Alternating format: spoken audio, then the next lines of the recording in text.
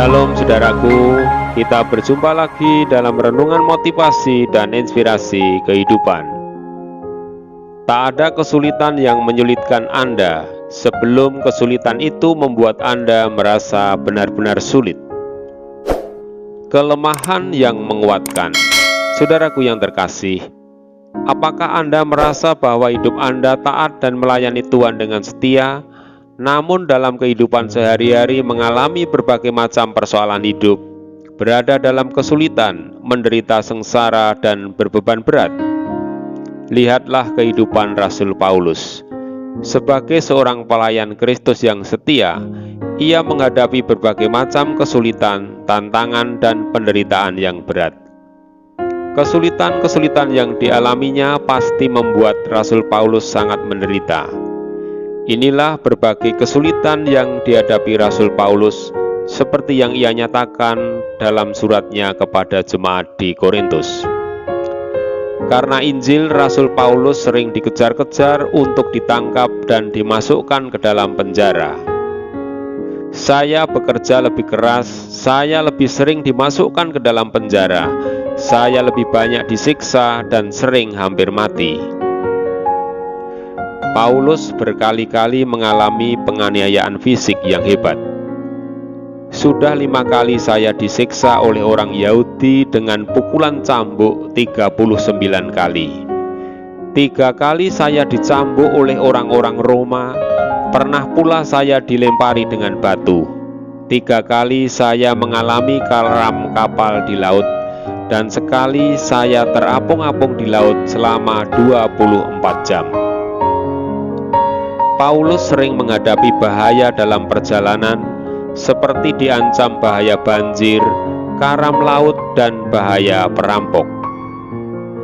Banyak kali saya mengadakan perjalanan yang berbahaya, diancam bahaya banjir, bahaya perampok, bahaya dari pihak Yahudi maupun dari pihak bukan Yahudi, bahaya di dalam kota, bahaya di luar kota, bahaya di laut, dan bahaya dari orang-orang yang mengemukakan diri sebagai saudara Kristen padahal bukan. Paulus merasakan kelelahan fisik luar biasa karena selalu bekerja keras dan sering tidak tidur. Paulus juga tidak memiliki fasilitas yang memadai untuk melayani, tidak ada makanan, pakaian, dan tidak mempunyai tempat tinggal. Saya membanting tulang dan berjuang setengah mati, sering tidak tidur, tidak makan, tidak minum, banyak kali terlantar dalam keadaan lapar, kedinginan karena kurang pakaian, dan tidak mempunyai tempat tinggal. Paulus tidak memiliki waktu untuk dirinya sendiri karena seluruh hidupnya fokus hanya untuk kemajuan jemaatnya. Di samping semuanya itu, setiap hari saya cemas juga akan keadaan semua jemaat.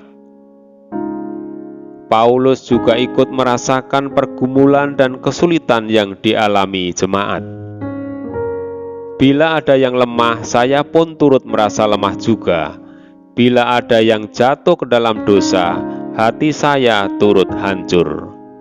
Saudaraku yang terkasih, bagaimanakah cara Rasul Paulus menghadapi semua kesulitannya sehingga mampu bertahan dan tetap fokus melakukan tugas pelayanannya dengan baik? Ternyata Rasul Paulus bukanlah orang hebat yang memiliki kekuatan luar biasa. Ia justru menyatakan bahwa dirinya memiliki kelemahan. Demikianlah pernyataannya. Nah, kalau saya harus membanggakan sesuatu, maka saya membanggakan hal-hal yang menunjukkan kelemahan saya. Rasul Paulus sadar akan kelemahannya, namun kelemahan yang dimilikinya tidak menjadikan ia lemah.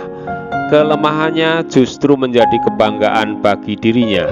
Mengapa demikian? Rasul Paulus fokus pada kekuatan dari luar dirinya, bukan pada kelemahan yang ada dalam dirinya, yaitu kuasa Kristus yang ia layani. Demikianlah pernyataannya. Tetapi saya sama sekali tidak mau membanggakan apapun selain Tuhan kita Yesus Kristus yang sudah mati di salib. Sebab justru karena ia sudah mati di salib, maka dunia tidak lagi berarti apa-apa bagi saya, dan terhadap dunia ini saya pun seolah-olah sudah mati. Saudaraku yang terkasih, kita memang banyak mempunyai kelemahan, tetapi jangan sampai kelemahan itu membuat kita menjadi lemah. Rasul Paulus yang memiliki kelemahan fisik, yaitu penyakit yang tidak bisa sembuh, kondisi fisiknya yang lemah itu tidak menjadi hambatan baginya untuk menjadi seorang pelayan Kristus. Demikianlah kesaksian Rasul Paulus tentang penyakitnya. Tetapi Tuhan menjawab, "Aku mengasihi engkau dan itu sudah cukup untukmu, sebab kuasaku justru paling kuat kalau kau dalam keadaan lemah." Itu sebabnya saya lebih senang membanggakan kelemahan-kelemahan saya, sebab apabila saya lemah, maka justru pada waktu itulah saya merasakan Kristus melindungi saya dengan kekuatannya. Saudaraku yang terkasih, ketika kita fokus pada kekuatan yang ada di dalam Kristus, niscaya kita pun menjadi kuat, meskipun sebenarnya kita ini lemah. Sebab jika kita lemah, maka kita pun kuat di dalam Kristus. Dengan kuasa yang diberikan Kristus kepadaku, aku mempunyai kekuatan untuk menghadapi segala rupa keadaan. Amin.